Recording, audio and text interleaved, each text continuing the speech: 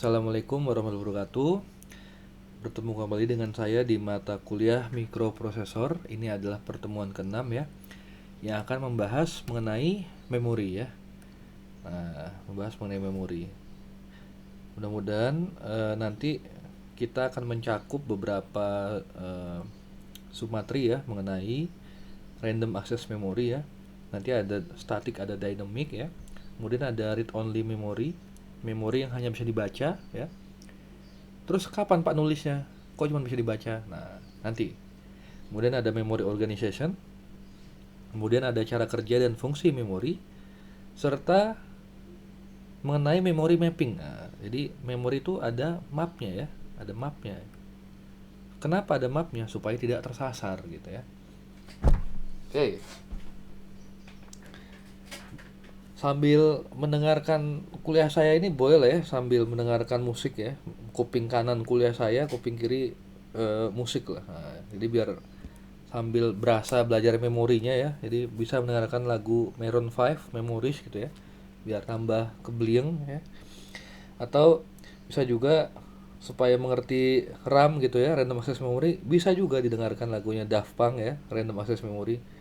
Nah, jadi yang kanan Memories by Maroon 5, yang kiri Daft Punk ya. Biar tambah blieng. Oke ya. Jadi sejatinya konsep memori itu adalah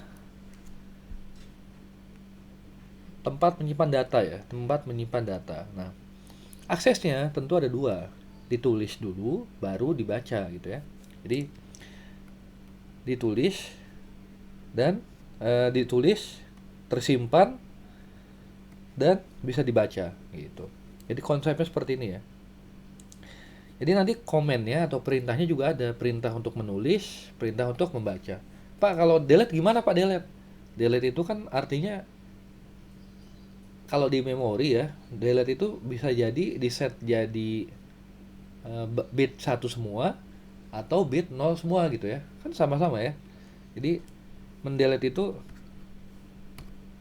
delete ya. Delete itu bisa ditulis 1 semua ya, atau ditulis 0 semua gitu ya. Oke. Nah, kemudian aplikasi memori. Kalau di mata kuliah ini tentu nanti berhubungan dengan mikroprosesor ya. Nah, ini jadi mikroprosesor itu kan dia punya apa ini? Punya bus ya. Punya bus. Busnya ada dua.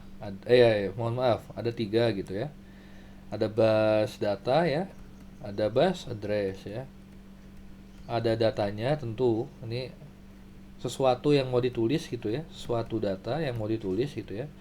Kalau ini tentu alamat penyimpanannya ya. Address itu alamat penyimpanannya. Sama kayak Anda memesan di Tokopedia atau di Bukalapak atau di Shopee atau di OLX gitu ya. Tentu ada alamat pengirimannya ya kan. Nah, sama dengan memori. Jadi ada alamat nulisnya mau di alamat mana, nanti bacanya mau di alamat mana. Kemudian ini ada kita menggunakan di contoh di sini menggunakan decoder ya. Ini ada 4 bit. 4 bit ya. 4 bit itu berarti ada berapa kemungkinan? Ada 2 pangkat 4, artinya ada 16 ya. Dari 0 sampai 15 ya. Dari 0000 sampai 1111. Nah, decoder itu kan dia mendekodkan ya. Ya kan? Artinya ya, dia bisa menggunakan sampai 16 buah memori ya. Nah, ini dari 0, 1 sampai memori ke 15. Jumlahnya ada 16. Maksudnya 16 gimana, Pak? 16 buah IC memori gitu kan. Jadi 16 buah ya. 16 piece IC memori. Bisa diparalel dengan satu bus data, satu bus address. Nanti cara ngaksesnya ya dengan decoder ini, jadi diubah-ubah decodernya ya, di setting decodernya. Oke ya, mudah-mudahan sampai di sini paham. Nah, ini ilustrasi memori nanti.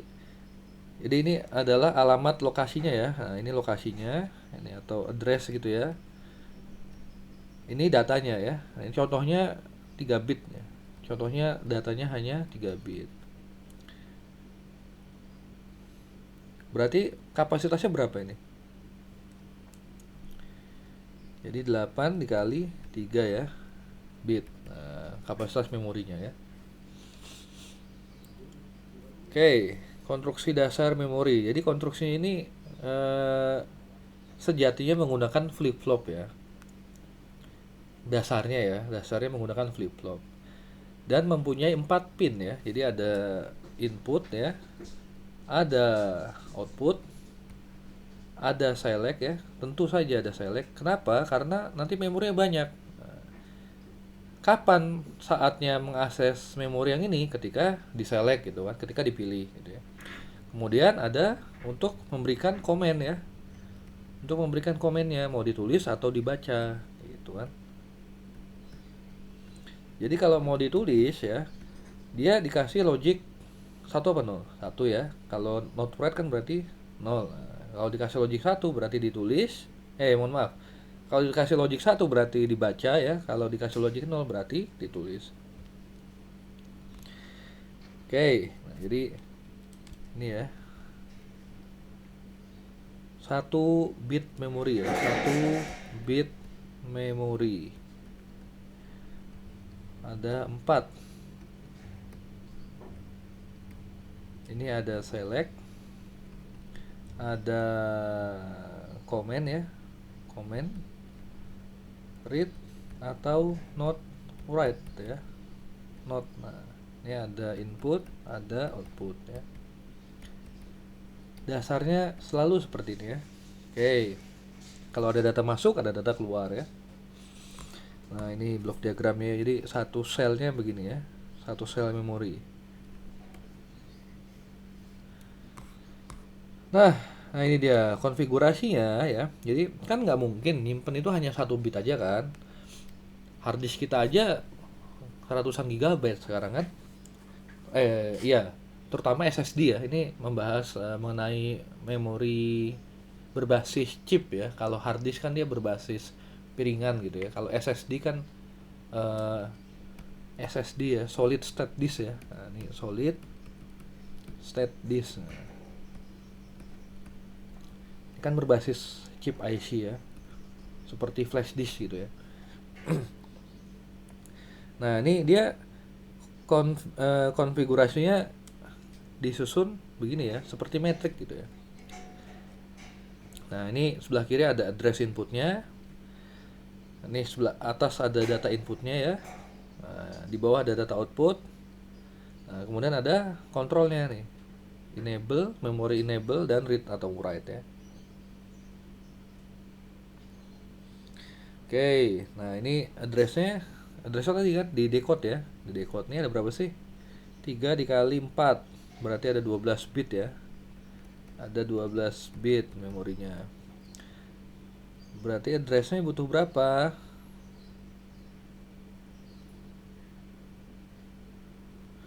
Addressnya butuh, ini karena per 3 bit ya nyimpennya ya. Jadi 1, 2, 3, 4. Nah jadi 4 dikali 3 bit ya.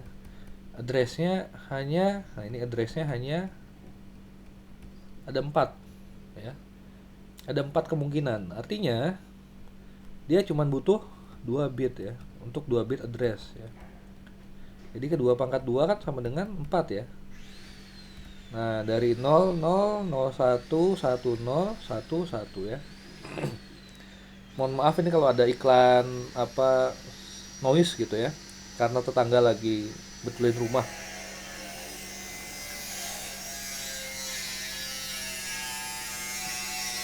Untungnya Anda terbiasa ya, pada saat tes awal kan mengerjakan psikotesnya ada sambilan suara-suara perang gitu ya. Nah, bahkan kalau zaman dulu kalau masuk di sekolah tinggi ini bahkan pakai motor ereking ya, yang knalpotnya luar biasa noisy sekali. Oke, kita lanjut dulu ya. Nah jadi sekarang kita bahas masuk mengenai kapasitas memori ya. Nah kapasitas memori. Jadi kapasitas memori menunjukkan jumlah maksimum bit data yang dapat disimpan di dalam sebuah memori ya. Jadi dinyatakan dalam byte ya dan dalam bit gitu ya. Nah, seperti ini ya. Jadi kalau 1 byte itu adalah 8 bit ya. Nah, ini 1 kilobit 2 kali 10 pangkat 2 pangkat 10 bit. 1 megabit 2 pangkat 20 bit ya. 1 gigabit 2 pangkat 30 bit. 2 pangkat 10 berarti berapa ya? 1 kilobit itu ya. Nah, 2 pangkat 10 1024. Kalau 2 pangkat 20 1.048.576. Oke, kalau 2 pangkat 30. Wah, banyak ya. Oke, ya. Biasanya untuk menyatakan kapasitas memori jenis disk, hard disk, disket, CD dan flash disk. Nah, ini kalau kalau itu ya, kalau hard disk, disket atau flash disk itu dia dalam bit ya. Makanya kalau pernah tahu disket nggak? Disket ya. Disket itu kapasitasnya berapa? 1,44 megabit tulisannya. Nah, kalau beli hard disk, mau beli hard disk yang berapa gigabit? Yang 500 gigabit ya kan? Nah, atau 120 gigabit gitu kan? Jadi bukan itu ya. Bukan 500 gigabyte ya. Bukan 500 gigabyte. Nah, ya kan? Kalau Anda lihat di marketplace gitu kan, bukan bukan byte kan? Tulisannya adalah gigabit ya. Tapi kalau SSD ya, kalau Anda perhatikan SSD, saya mau beli SSD nih. Kapasitasnya berapa? Nah, dia tulisannya 120 gigabyte ya. Ada 480 ya. Gigabyte. Ada 512.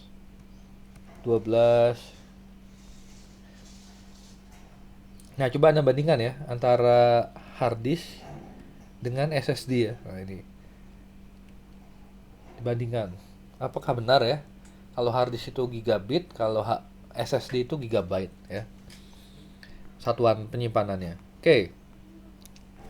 Dapat juga dinyatakan dalam 4 kali 8 32K kali 16 khusus untuk memori jenis RAM atau ROM. Ya, seperti tadi ya, penyampaiannya 4K dikali 8. 32K dikali 16. Nah, artinya apa? Ini artinya addressnya itu ada 4K gitu ya. 4 kilobit ya. Sedangkan datanya ya, datanya ada 8 bit ya. Satu addressnya berarti satu addressnya adalah 8 bit data. Dia menyimpan setiap kita menselect satu buah alamat, dia akan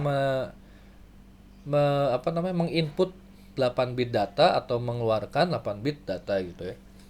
Kalau 16 ya berarti per 16 bit gitu ya.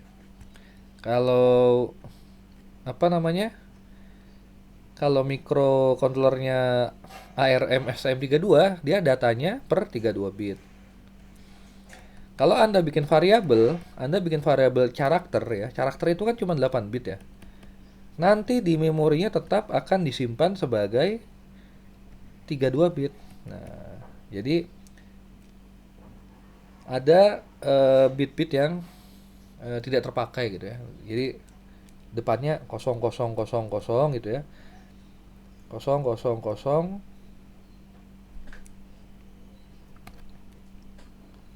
Nah, jadi FF. Nah, gitu ya. Jadi data karakternya itu hanya ini. Sisanya dinolkan gitu ya. Oke. Kapasitas memori. Nah, ini dia. Menyatakan jumlah lokasi yang disediakan ya. Nah, ini bahasanya lebih jelas daripada perkataan saya barusan ya. Menyatakan jumlah lokasi yang disediakan. Jadi kalau 4K berarti 4 kali 1024 ada 4096 lokasi. Ingat ya, mulai dari 0 sampai 4095 ya. Mulainya dari 0 ya. Totalnya 0 sampai 4095 kan totalnya 4096 lokasi. Tapi menghitungnya dari 0. Nah, ini menyatakan panjang bit satu set data. Ya, seperti tadi ya. Kalau STM32 32 bit.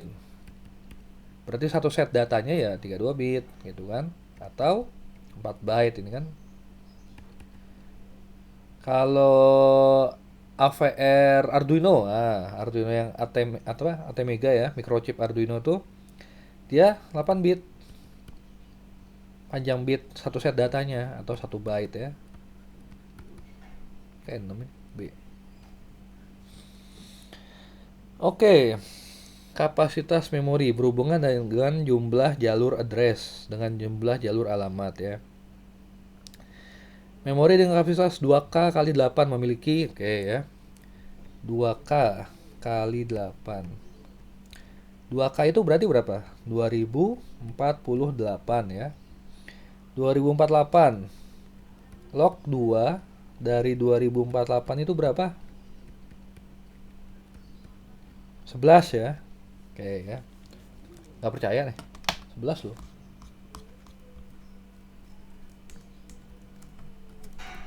Nih ya, 2048 ya.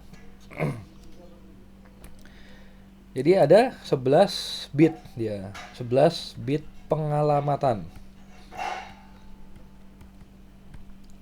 Dari A0 sampai A10 ya. Addressingnya. Nah, kemudian ada 8 jalur input data ya. Ini satu set datanya 8 bit. Satu set data 8 bit atau 1 byte ya. Ini yang paling umum sih. Paling umum adalah 8 ya. Loh, kok begitu?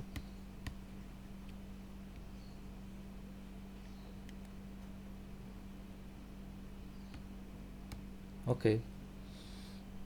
Terjadi error sejenak ya. Mungkin sudah lelah ya, seperti Anda lelah belajar ini. Nah, ini dia ya. Ini memorinya ya. Ini addressnya dari A0 sampai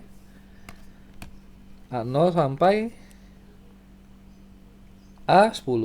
Data inputnya dari D0 sampai D7. Ada 8 bit ya. Ini ada 11 bit. 11 bit address, 8 bit data. Oke, data outputnya berapa? Ya kalau inputnya 8 jelas ininya 8 bit juga gitu kan. Nah, ini kontrol ya, read atau not to write. Ini memory enable ya, buat kalau Anda menggunakan banyak sekali chip yang sama ya. Kan biasanya ini berarti berapa? 2K kali 8. Wah, saya butuhnya 16K, Pak, buat aplikasi saya. Buat aplikasi mikro saya butuh 16 kilo. Nah, berarti 16 kilo bagi 2 kilo sama dengan 8. Berarti Anda butuh 8 buah IC memori. Anda bisa di paralel ya, address sama datanya. Nanti biar mikronya nggak bingung mau ngakses yang mana. Nah, pakai decoder. Decodernya ke pin memory enable gitu kan. Memory enable. Mengaktifkan enable tuh mengaktifkan ya. Jadi kalau di select dikasih bit 1 berarti dia dipilih memorinya yang ini, dipilih chipnya ya. Oke. Ini gambarnya seperti yang tadi ya, yang mana? Nah, yang ini ya. Jadi bisa ini ME-nya nih. ME. Nah, gitu ya. Oke. Mana tadi? Oke, di sini ya. Kemudian dari jenis memori, berdasarkan waktu pengaksesan, memori dapat dikategorikan sebagai random access memory dan sequential. Maksudnya gimana Pak waktu pengaksesan? Random ini Anda boleh pilih data yang manapun. Ya, nggak harus dari awal, nggak harus dari akhir. Nah, ini kalau sequential, ini Anda harus baca dari awal. Contohnya apa, Pak? Contohnya CD-ROM, hard disk, harddisk yang masih pakai piringan ya, harddisk piringan itu ya, piringan magnetik ya, bukan SSD. Kemudian apa? Blu-ray. Ada tab ya, tab backup. Nah, ini tab backup mereknya HP biasanya nih. Atau kayak kaset lah, kaset ya. Ada generasi yang nggak tahu kaset ya. Kalau kaset kan kita harus muter lagu dari awal ya. Oke ya. Nah, kalau random access memory itu jenisnya SSD atau flash disk ya. Flash disk. Flash ya pakai flash disk ya. Apalagi? Ya, memori yang berbasis chip lah. Memori berbasis chip ya. Nah, kalau ini kan dia jelas ya, ada address lainnya. Kita tinggal pilih, saya mau akses address 1111000. Nah, keluar datanya itu. Tapi kalau di hard disk Anda nggak bisa, Anda harus baca piringannya dari awal. Nah, baru nanti dipilah-pilah. Dipilah-pilah datanya yang mana yang mau diambil. Oke ya. Nah, ini dia penjelasan lebih lanjutnya. Random access memory. Jadi setiap data menempati lokasi tersendiri. Masing-masing data terletak di lokasi terpisah, ya bolehlah. Mau digabungin juga boleh. Mau saling berurutan juga boleh gitu kan. Masing-masing data mempunyai waktu akses yang sama. Maksudnya gimana, Pak? Anda mau ngakses di address 0000 atau di address FFFF gitu ya. Atau di address 3A FC. Nah, ini sama kan? Tinggal masukin alamat, terus control read gitu kan. Nah, sama timingnya. Beda sama hard disk. Kalau hard disk datanya di awal, di tengah ya, atau di akhir ya, piringannya di sebelah pinggir gitu kan, beda untuk mengaksesnya. Gitu maksudnya. Kayak tadi ya, dipakai untuk magnetic disk ya, betul. Nah, ini data yang di piringan bagian awal, di pinggir, di tengah gitu ya, di piringan bagian akhir itu beda-beda tergantung jauh dekat dengan posisi head pembacanya. Jangan-jangan belum pada tahu dalamnya hard disk bagaimana nih. Dalamnya hard disk piringan tuh bagaimana cara kerjanya. Wah, cari di YouTube ya cara kerjanya bagaimana dalamnya ya. Oke, memories third component. Loh, mau diulangin lagi. Oh, beda ya. Ini beda slide ini. Jadi tiga komponen ketiga yang penting ya yang dipakai di mikroprosesor ya. Nah, kita akan belajar klasifikasinya, konfigurasinya, timingnya, dan tipe-tipenya ya. Oke. Basic kategori. Oke, jadi ada read only memory ya. Ini cuman bisa dibaca ya. Cuman bisa dibaca. Nulisnya kapan, Pak? Cuman bisa dibaca pada sistem ya. Nulisnya ya. Nulisnya itu di sistem yang terpisah gitu loh. Nulisnya di sistem yang terpisah. Butuh alat lagi ya, terpisah. Butuh alat eksternal, butuh perangkat eksternal ya.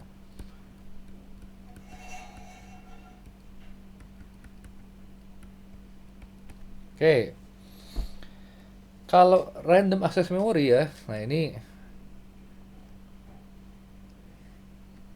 bisa dibaca, bisa ditulis. Tapi sebenarnya bukan masalah baca dan tulis, ini sebenarnya lebih ke arah akses ya. Aksesnya ya. Nah, di sini juga tulis ROM juga also random access gitu loh. Cuman sebenarnya dia aksesnya bisa dibaca di sektor mana aja, di data yang mana aja, asal addressingnya kita kasih ya, sama kayak tadi ya. Addressnya kita kasih ya, kontrol kita kasih, datanya keluar. Hanya saja dia tidak dapat ditulis di dalam sistem ya. Nah, ini dia volatile memory sama non volatile memory ya. Kalau ini kategori lain ya. Kalau volatile memory, power mati, datanya hilang ya. Power mati, datanya hilang. Kalau non volatile memory, powernya mati, data tetap ada. Nah, required by every system to store instruction that get executed when system power up. Artinya apa? Jadi kalau jadi biasanya digunakan di sistem, jadi kan sistem itu kayak komputer ya. Ketika kita nyalakan dia booting, pasti kan dia membaca, pertama dia baca memori BIOS ya. Berarti memori BIOS itu kan non volatil. Karena ketika powernya hilang, komputer mati listriknya, dia tetap menyimpan data firmware BIOS gitu kan. Nah, kalau hard disk kan juga sama. Nanti kan dia habis baca BIOS, dia baca hard disk, dia booting up Windows kan ya, atau booting up operating system. Artinya ya berarti memori SSD dan memori hard disk itu juga non volatil karena datanya tetap ada. Jadi non volatil itu dipakai untuk menyimpan firmware gitu ya. Nah, dipakai untuk menyimpan firmware. Oke. Nah, klasifikasinya ya. Tadi kan basic kategori, sekarang klasifikasi. Nah, volatil ada non volatil. Nah, ini ya. Ada RAM, ada ROM ya. Kalau RAM itu kan datanya hilang ya, kalau di RAM sama RAM itu kan datanya hilang kalau dimatikan kan. Komputer kita kalau kita matikan powernya, data yang di dalam RAM pasti hilang, ya kan? RAM itu ada dibagi dua juga. Ada yang statik ya. RAM itu statik sama dynamic. Bedanya apa, Pak? Nanti dijelaskan di kemudian. Nah, kemudian ya, ini ada non volatil. Non volatil dibagi dua ya. Sebelah kiri itu ROM ya. Nah, ini ROM. Nah, ini RAM ya.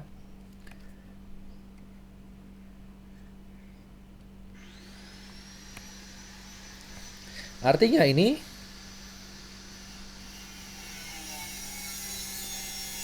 hanya bisa ditulis, hanya bisa dibaca di dalam sistem. Kalau ini dia bisa dibaca, bisa ditulis ya di sistem yang kita pakai ya.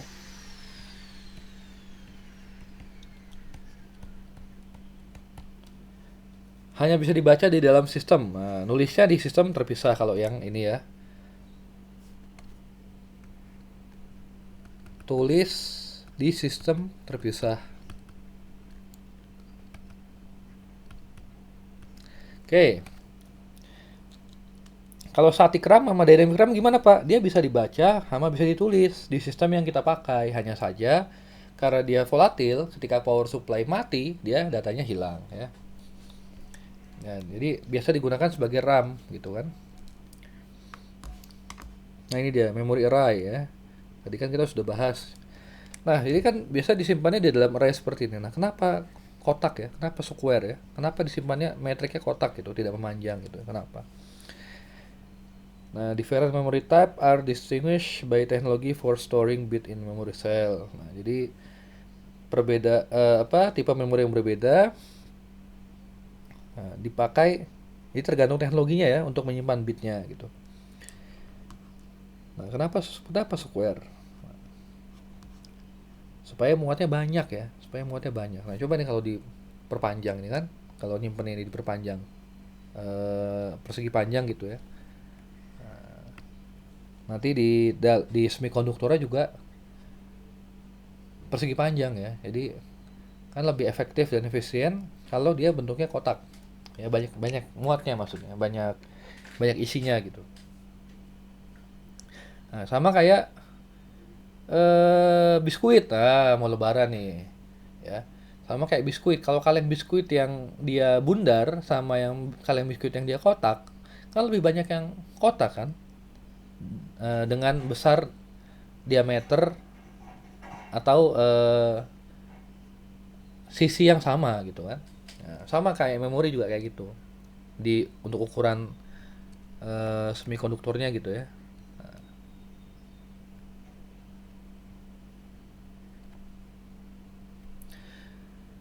Oke. Nah, ini ya. Basicnya tuh seperti ini ya. Jadi ada addressnya. Jadi ada kolom address. Nanti kita masukin addressnya kan cuman address aja gitu kan.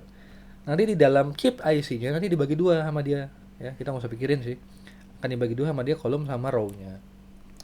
Gitu. Nah, ini dia. Jadi ini addressingnya ya kan. Ini bit controlnya. Ini datanya ya. Berhubung ya. Berhubung ini ada apa ini namanya? Dia dua arah ya, dua arah. Dia bisa jadi input, bisa jadi output ya. Bisa dua arah. Jadi cukup pin datanya hanya satu aja, tapi bisa jadi I/O, input atau output. Dalamnya seperti ini ya. Nah, itu ada three state. Ada three state buffer namanya.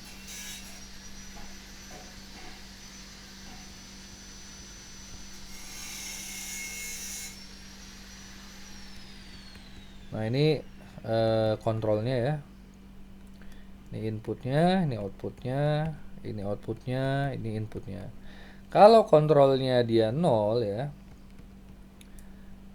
berarti dia seperti saklar putus. Nah, seperti saklar putus. Saklar putus tuh hambatannya berapa? Hambatan di antara dua titik ini. Tak hingga ya kan? Karena kan nggak nyambung. Ini tak hingga hambatannya. Nah, saya masih belum terbiasa juga pakai ini ya. Nah, tak hingga ohm ya. Atau biasa disebut juga high Z ya. Atau high impedance ya. Gitu. Jadi Pak datanya nggak akan bertabrakan Pak, nggak akan. Asal jangan diaktifkan dua-duanya ya. Hanya boleh diaktifkan salah satu. Makanya kontrolnya biasanya dia read atau write dinotekan ya. Jadi nggak akan mungkin bersamaan aktifnya.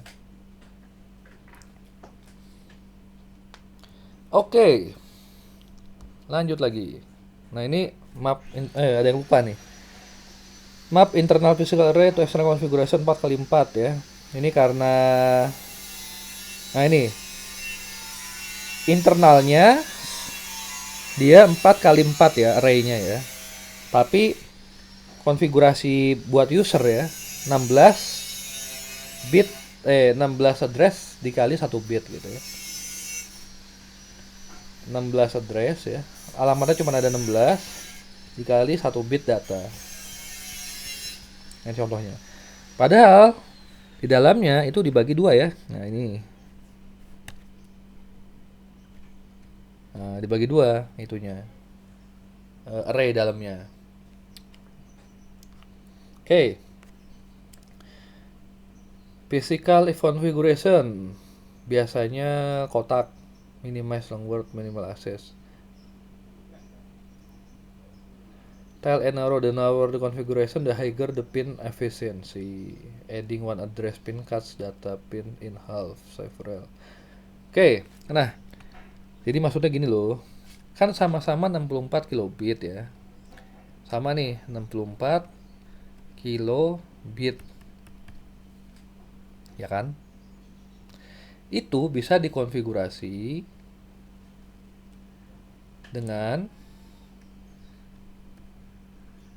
64K dikali 1, 32K dikali 2, 16K dikali 4 ya. Lebih efisien mana Pak? Tergantung Anda butuhnya yang mana. Kalau 64K kali 1 berarti datanya serial gitu kan. Karena dia cuma 1 bit datanya. Ya, karena dia cuma 1 bit. Yang normal itu ya Berarti yang normal ya. Yang normal itu kan satuan satu set data kan dalam byte ya. Nah, yang normal itu 8K dikali 8. 8 kali 8 kan 64 ya. Sama kan? Nah, cuman dia dikonfigurasi dalam 8 bit. Kalau 32, Pak. Nah, berarti 2K dikali 32 ya.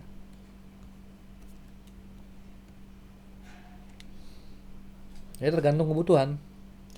Wah, Pak, jalur pin mikro saya sisa 4. Ya, pakailah yang 16K kali 4 gitu ya. Jalur datanya tinggal 4, Pak. Ya udah, pakailah 16K kali 4. Pak, aplikasi saya masih banyak. Ya, pakailah yang standar 8K kali 8 ya.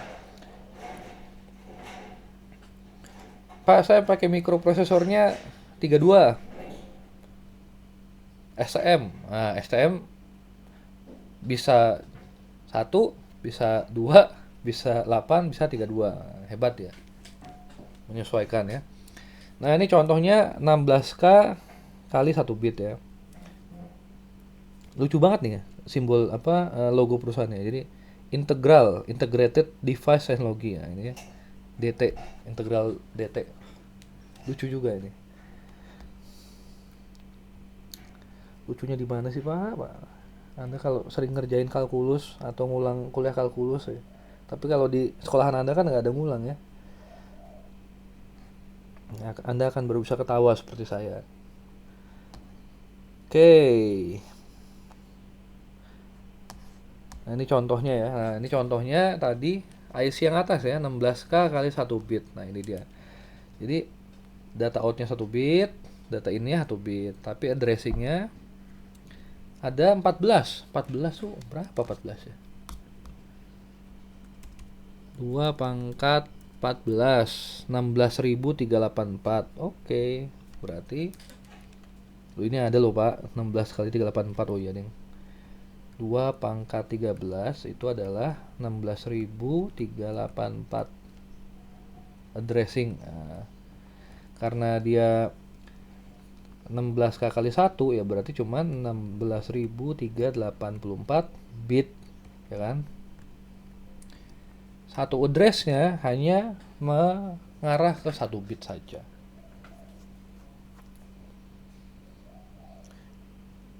Jadi kalau mau 1 byte data gimana? Satu karakter ASCII. Satu karakter ASCII kan 8 bit, artinya 1 byte ya. Berarti kalau mau satu karakter ASCII harus 8 kali masukin alamat. Oh, repot juga ya. Nah, itu nggak enaknya memori 1 bit tuh. Nah, interface-nya. Jadi standarnya adalah dia punya chip select ya untuk memilih chipnya kalau ada banyak chipnya. Kayak tadi ada 8 chip gitu ya. Nah, kalau tadi ME ya. ME ya. Standarnya namanya adalah chip select ya. Memory enable itu standarnya adalah namanya chip select ya. Kemudian ada write enable, stored at specified address. Nah, ini untuk nulis ya. Untuk nulis. Output enable, drive value at specified. Nah, ini untuk mengeluarkan data. Untuk mengeluarkan data di pin ya. Mengeluarkan data di pin out.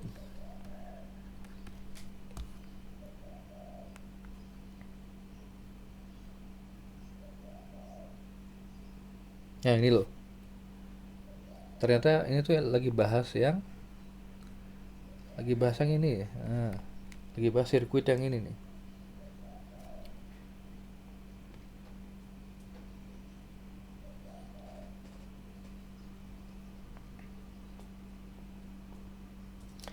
Oke.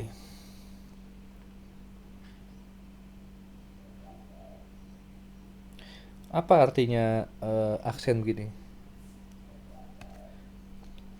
Artinya adalah jadi karena ini yang bikin gambar ini dia tidak punya stylus seperti saya gitu ya. Nah, kalau saya kan gampang nih. Set. CS-nya juga set. OE-nya juga set. Nah, jadi aktifnya aktif low ya nih. Jadi aktif low.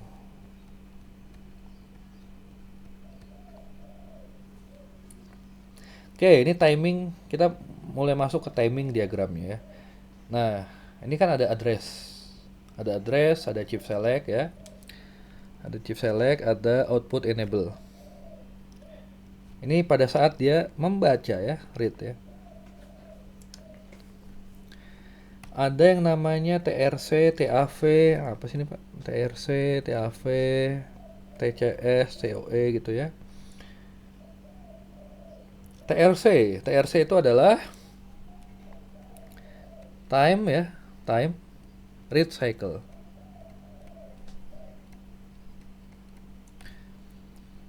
Read cycle, jadi antara baca data yang satu dengan baca data setelahnya ada waktunya, nggak boleh buru-buru, nggak boleh kecepatan ya. Nah, paling cepat berapa? Ya paling cepat selama TRC, T read cycle. Nah, kemudian ada TAV, V-nya apa ya? TA-nya, T-nya, A-nya address ya. V-nya apa? TAV itu adalah mana ya enak ya? Udah penuh nih. TAV. T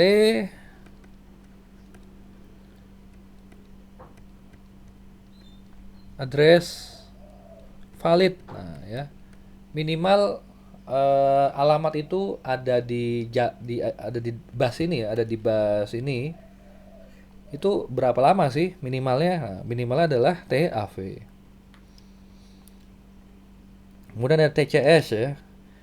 T chip select. Nah, itu minimal minimal juga dia harus ada berapa lama sebelum kita membaca data. Nah, TOE juga ya.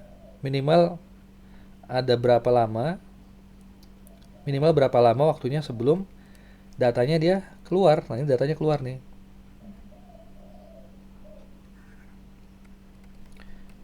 Data mulai keluar.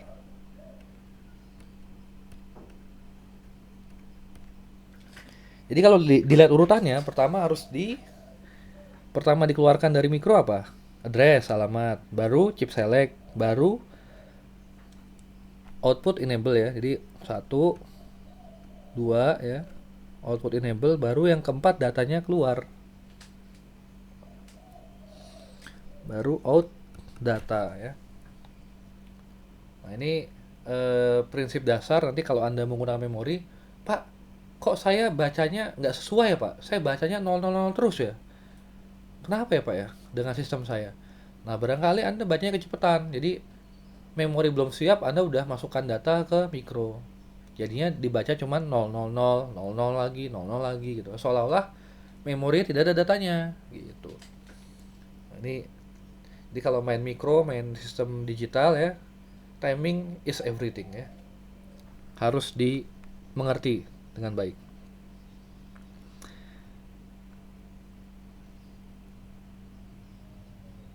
For most memories equal to access time. For DRAM could exceed 2 kali. Kenapa? Kenapa ya? Seru nih jawabannya nih.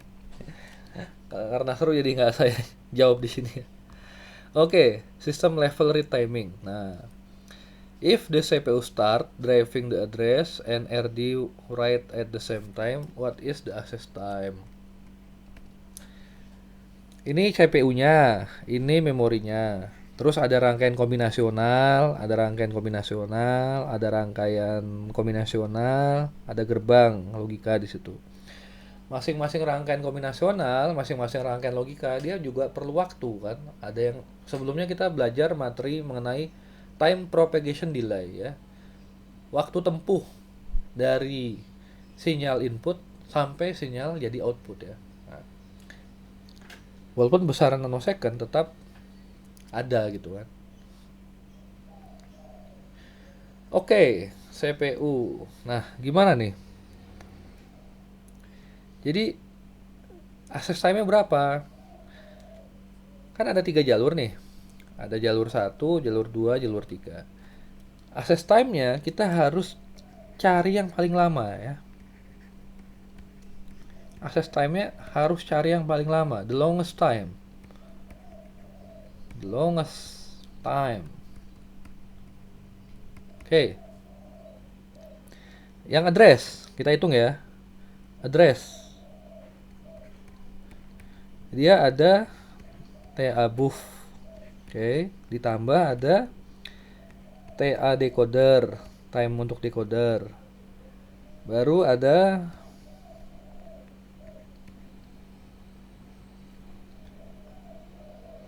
T memory ya. Ini kita sebutnya dia T memory ya.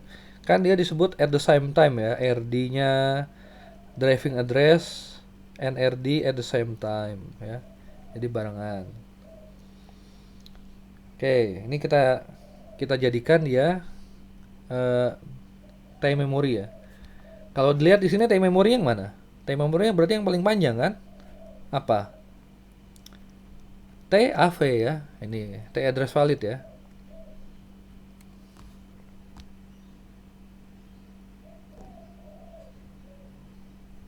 Jadi sampai dia keluar data adalah T address valid ya.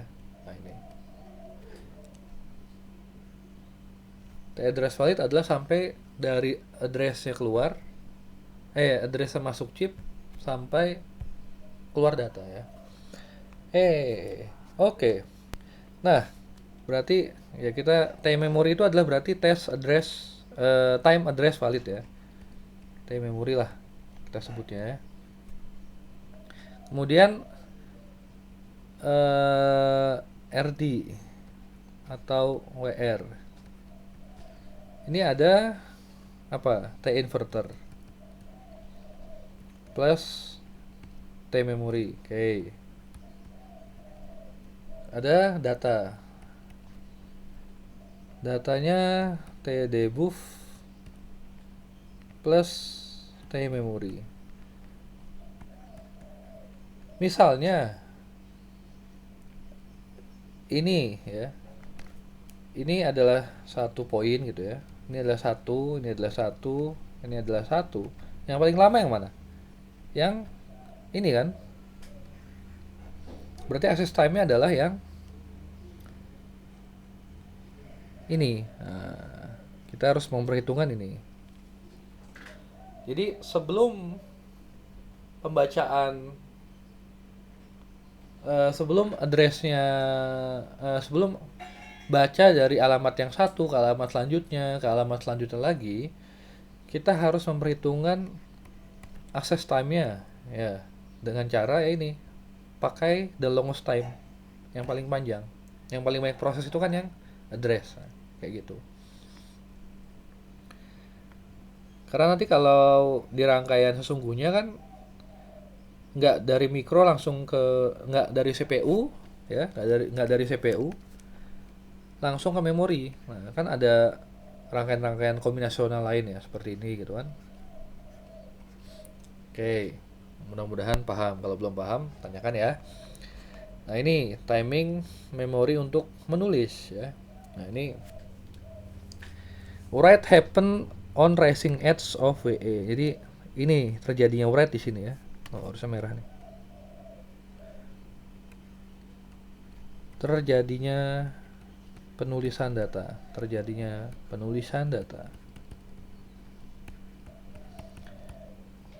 Nah, jadi sama. Yang pertama harus disediakan adalah T address yang pertama ya. Baru chip select. Yang ketiga apa? Yang ketiga datanya dulu ya. Jangan write enable dulu, datanya dulu. Lihat nih ya. Datanya dulu disediakan ya. Baru dia dieksekusi. Nah, baru dia dieksekusi. Nah, eksekusi nih. Eksekusi write data. Nah, ini jelas ya gambarnya ya. Ini TAW ya, T address write ya, TCW ya, T chip write, TWP ya, time write. P-nya apa ya? Program ya, write program kali. Nah, yang penting itu ini. Ya penting semua sih, tapi yang perlu dilihat ininya ya. TDS sama TDH ya. Time, data, S-nya apa ya? Tadi saya udah tahu loh S-nya apa. Kalau TDH dulu ya. Time, data, hold ya. Jadi ditahan sampai proses, minimal ditahan sampai proses selanjutnya nih. Nah, sampai proses selanjutnya. Oh, TDS itu data setup. Nah, ya. Jadi sebelum dieksekusi dia sudah harus ada datanya, jelas ya. Logis banget. Oke, lanjut lu. Mask ROM. Oke, sekarang kita ke tipe-tipenya ya. Jadi ada yang namanya masking ya. Kalau pembuatan chip IC kan dia di masking ya. Intinya adalah masking ROM itu udah dari cetakannya, nah, udah cetakannya. Jadi udah cetakannya begini gitu kan. Jadi ini kan metrik nih, metrik ya. Nah, ini word line, ini bit line. Jadi kalau di sini dikasih satu, yang mana yang jadi satu? Nah, jadi satu di sini, ini nggak ada hubungan kan? Ini nggak ada hubungan, ini nggak ada hubungan ya. Jadi 0, 0, 0 ya. Nah, kemudian kalau di sini kasih satu, di sini jadi 0. Di sini jadi 0 ya. Di sini jadi 0, jadi 0. Jadi mohon maaf. Bukan di sini. Agak seliwer nih. Sorry ya. Di sini nggak ada hubungan. Di sini jadi satu. Pakai warna lain deh. Jadi satu, jadi satu, jadi 0. Pak, sebentar ya. 0, 1, 0, 1. Pak, datanya nggak tabrakan? Tabrakan. Kalau Anda akses ininya bareng-bareng, tabrakan. Makanya secara scanning atau gantian. Nah, aksesnya gantian. Bit per bit. Nah, ya. Gantian ini ngeluarinnya. Jadi ini nggak bisa diubah memorinya karena udah dari cetakannya, dari cetakan pabriknya ya, cetakan pabriknya, cetakan pabrik semikonduktornya sengaja dicetak seperti ini. Jadi nggak bisa diubah sama sekali. Nah, jadi bagus untuk high volume production, tapi kalau ada sesuatu yang bisa di-upgrade nggak akan bisa gitu kan. Not upgradable ya, upgradable.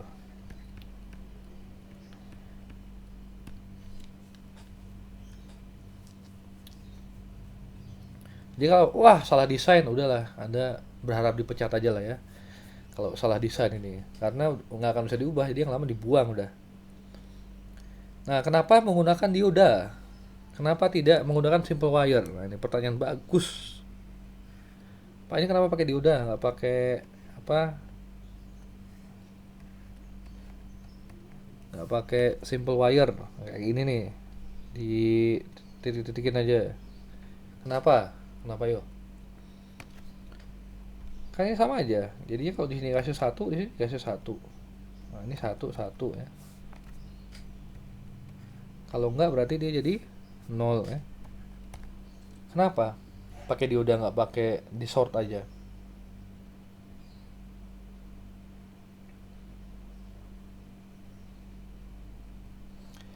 Nah, kalau sort aja ya, nanti kalau bit selanjutnya ya, ketika ini dikasih satu, nah gini ya, ini dia akan balik, nah, akan balik, koneksinya akan balik, set. Nah, ini nggak diharapkan ya. Kalau di ground gimana? Pas ini satu, ini di ground, jadi nol. Short ya, IC-nya short, jadi kebakar. Tapi kalau dioda ya, wah udah nggak muat di papan tulisan nih.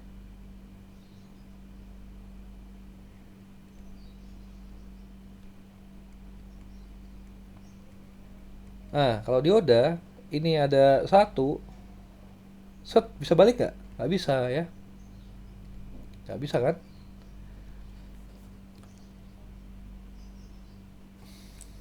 Terhalangi oleh dioda. Jadi kan karena dioda dia cuma bisa arus searah aja kan, cuma bisa searah dari sini ke sini, ya,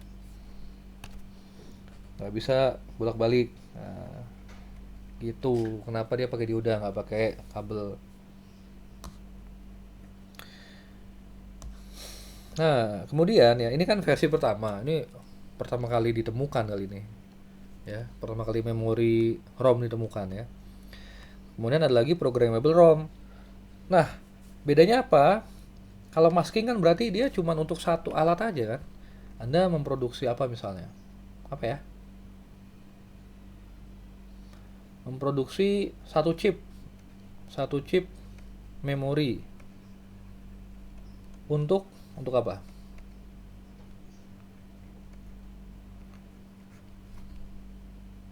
Untuk menyimpan kode, menyimpan apa? Menyimpan kunci gitu kan, menyimpan kunci ya. Nah, berarti kalau Anda produksi 4.000 chip gitu ya, atau produksi 10.000 chip gitu ya. Ini kuncinya sama semua, ya kan? Kuncinya sama semua karena cetakannya sama, kecuali Anda bikin satu chip satu cetakan. Wah, ribet banget. Nggak mungkin lah itu ya. Bikin cetakan aja mahal banget, satunya ini mau bikin satu chip buat satu cetakan. Satu cetakan untuk satu chip, nggak mungkin. Nah, makanya dipikirkan lagi gimana caranya. Ya udah bikin programmable ROM ya.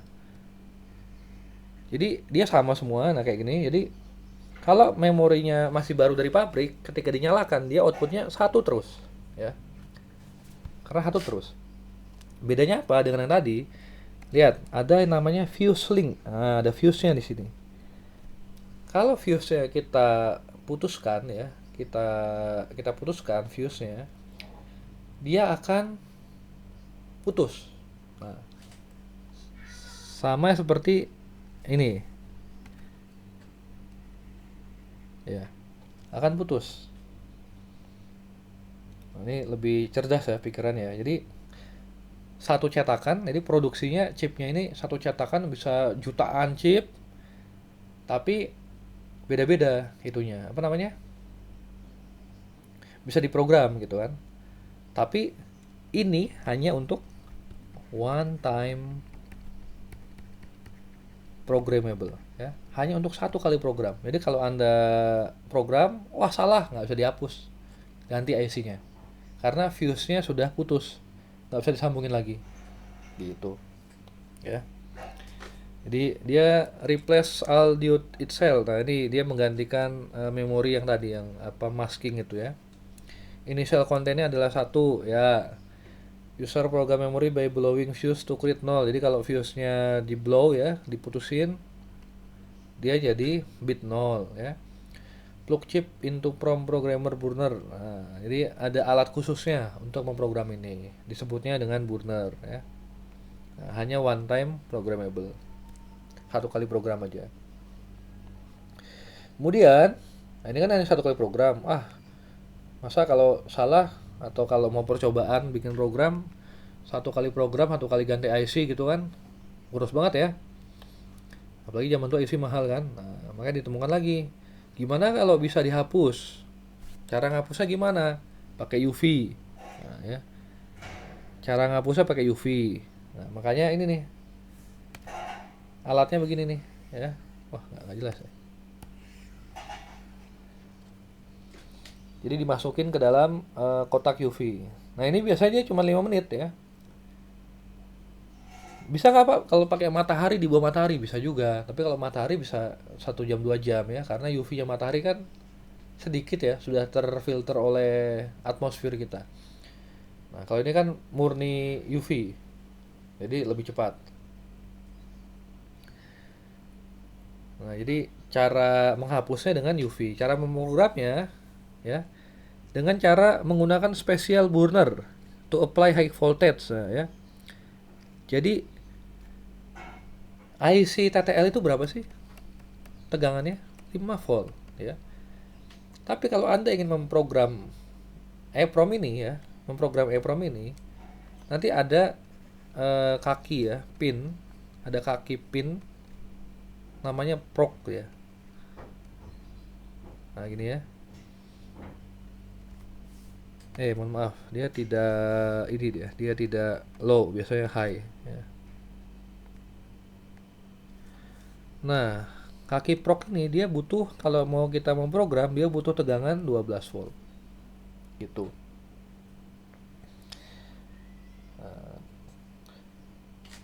Bagusnya dia, nah ini sampai installationnya breakdown ya. Dia bisa dicoba hapus program sampai 100 sampai 1000 kali ya, bisa 100 sampai 1000 kali ya. Tapi dia costly. Kenapa costly? Karena ada jendelanya nih. Nah, jendela ini butuh gelas ya, butuh kaca. Nah, jadi ada terus packagingnya juga khusus ya. Packaging ininya. Jadi costly, mahal ya di zamannya ya. Terus bentuknya harus besar karena ada jendelanya ya. Nah, kemudian ini digantikan ya, digantikan.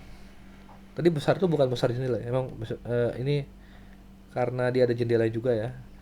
Largely displaced, oh maksudnya diganti. Nanti setelah ini digantikan dengan flash memory ya. Tergantikan ya. Ini zamannya dulu 80-an pakai UV, EEPROM gitu ya.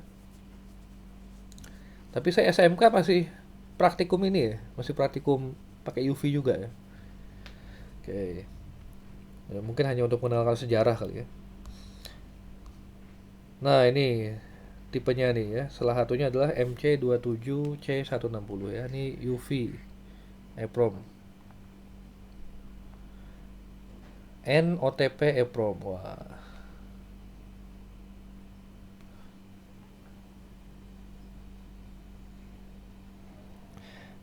Dia menggantikan max ROM replacement, oke.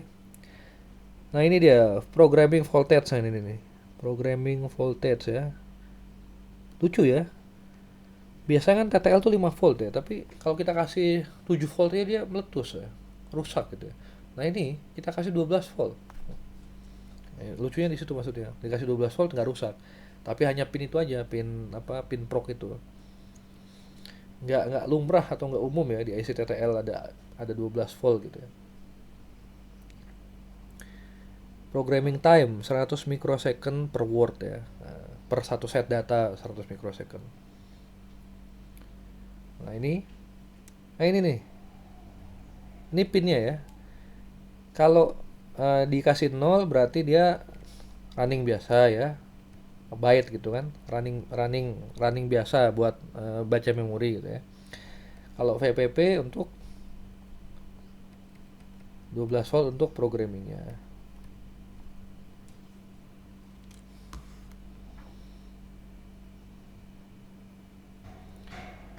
Pak, ini OTP Pak? Enggak ya. Ini OTP ini hanya kalau Anda baca lengkap datasheetnya ya. Coba nanti ada kalau lagi luang. Wah, saya nggak luang Pak. Saya harus membantu Bapak dan Ibu. Oh ya udahlah. Nggak apa-apa lah kalau itulah. Tapi kalau Anda lagi rebahan ya nggak apa-apa lah kalau sambil baca datasheet ya rebahannya. OTP-nya itu kalau Anda baca lengkap. Jadi kalau 12 volt itu programming ya. Ada 14 volt untuk OTP.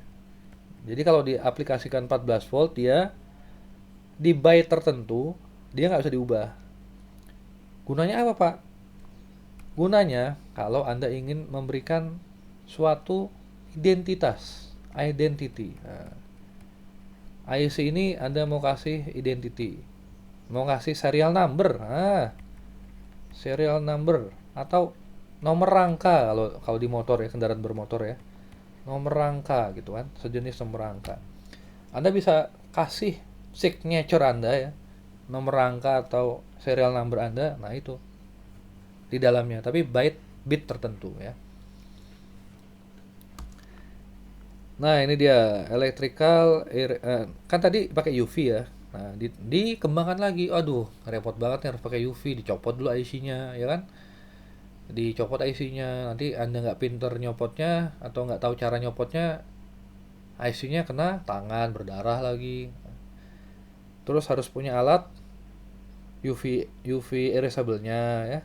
Wah, nggak punya, dijemurin matahari sampai gosong gitu kan. Nah, jadi wah udahlah repot-repot. Kita temukan lagi aja lah cara lain. Nah, dengan electrical erasable ya. Jadi dihapusnya dengan cara electrical. Nah, oke, kita rehat sejenak ya. Untuk video ini kita rehat sejenak. Nanti dibagi dalam 2 part. Sampai jumpa di part kedua. Assalamualaikum warahmatullahi wabarakatuh.